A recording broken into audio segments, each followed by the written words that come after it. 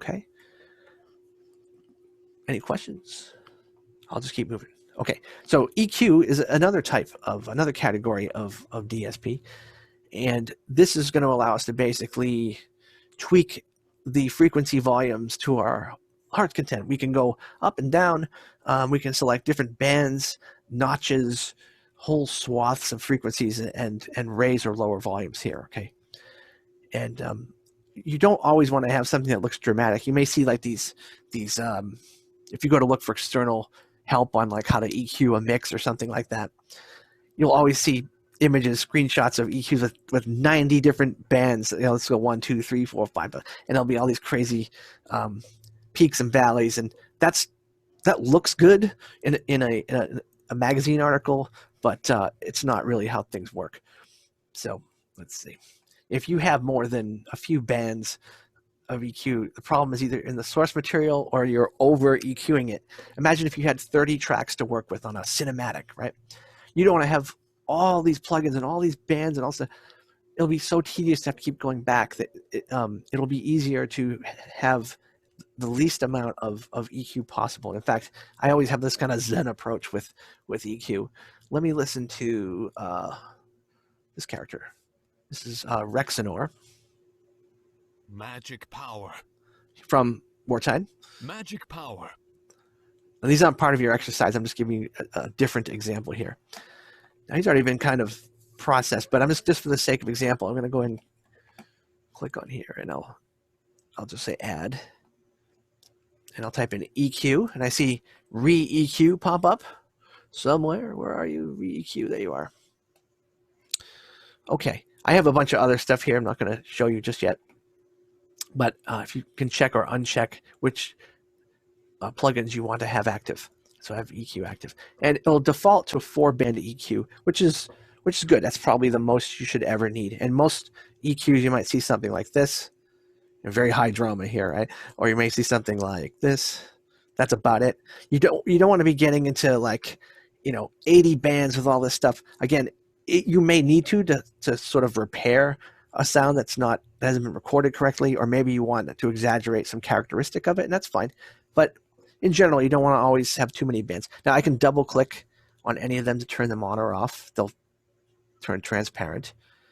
Okay, and you'll notice that I can left click and drag a point, and you'll see these sliders moving around. But this is a band, a frequency band. So if I play it, I'll actually get a spectrograph. I'll see the entire frequency response of frequency range of Rexenor here. Watch this. A pinch of this, a dash of that. That's pretty cool. Pinch of this, a dash of that. Let's affect the band, see what happens. I call upon my powers of restoration. I call upon my powers of restoration. Need a healing hand? Need a healing hand. Need a healing hand. Right? So this is just raw dialogue. These are takes I would chop up and make into individual WAV files for different points in the game. So we've got the bands, and I can change the width of that band down here.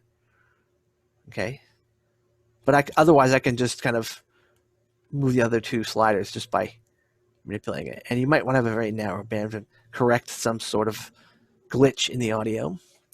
And there are different types of bands. There's the standard.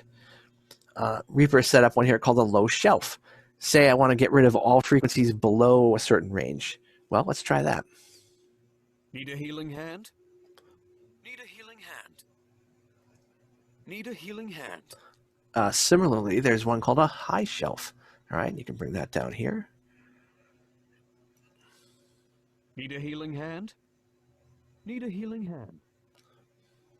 Need a healing hand. Not that you ever want to do that, but if somebody's talking through a wall or something, you may want to emulate that.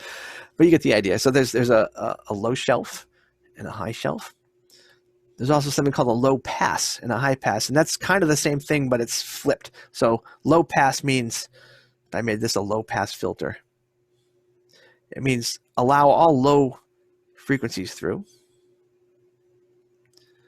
If I had a high pass, that would mean allow all high frequencies through. It's the inverse of a shelf, but that's exactly the same thing. And I have all this listed in slides, and so it's going to be impossible to retain all this, but I want to just introduce you to the concept of EQ today. And we also have other types called like a notch filter. Let me open this up. A notch filter just gets rid of, see the negative space here, removing a set of frequencies in a particular band. We have something called an all pass, which is the opposite of this. Oh, sorry, band pass, I should say, which does the opposite. So if you had Healing hand. Greetings. Greetings. Greetings. good for like an intercom. If you have a little intercom or something, that's I often use a band pass filter on a voice, right, to simulate that. Maybe add some gritty, like squelchy noise underneath it. All right, so let me go back to band. And that's basically how EQ works, okay? Now you'll see, I've listed these for you. Whoops. And you'll want to use EQ to boost or cut bass or treble in music. For example, the kick drum is an offender. Sometimes you want to get that under control, or maybe the cymbals are too loud, okay? Oh, thank you, Hannah. Yes, I'm reading your text here. Just the effects button, right? You'll want to increase the audibility of speech, and especially in game audio, it gets lost in the mix sometimes with all this other stuff. And you know, as I've said before, you can predict only so many elements that are going to be playing out in real time, and so we don't know for sure. We want to make sure that speech comes through the mix. We can boost the mid-range even more than is needed in order to do that. We may want to get rid of a glitch, electronic buzz, or some weird thing that's in the mix through notching or using shelves or high or low pass filters. All right. Those tend to be used for wider bands of frequencies, but we don't have to use them that way. And just about anything else you can imagine. There's just so many different applications for EQ, and you'll almost always want to have a little bit of EQ going on for something. Okay, I showed you the single band, right? We have a frequency sweep, the gain, and we have bandwidth. We went through all those. And you can see it'll center on a frequency, the band, and show you how wide it is. And it's a musical term, octaves. You can see visually how it is just by moving that down and up. You can see that this will get wider and more narrow. Okay, and you can add and remove as many bands as you like. And I showed you the different bands. This is a high pass filter. Okay, this is a low pass filter. It's the inverse. Okay, and then this is a notch filter that I'm pointing to here. I've got regular standard bands. Okay, if your EQ again is looking like more than 5 points, I should say, you probably want to pull back a little bit. There's a band pass. Okay, I have a little chart here you can look at that shows you just kind of.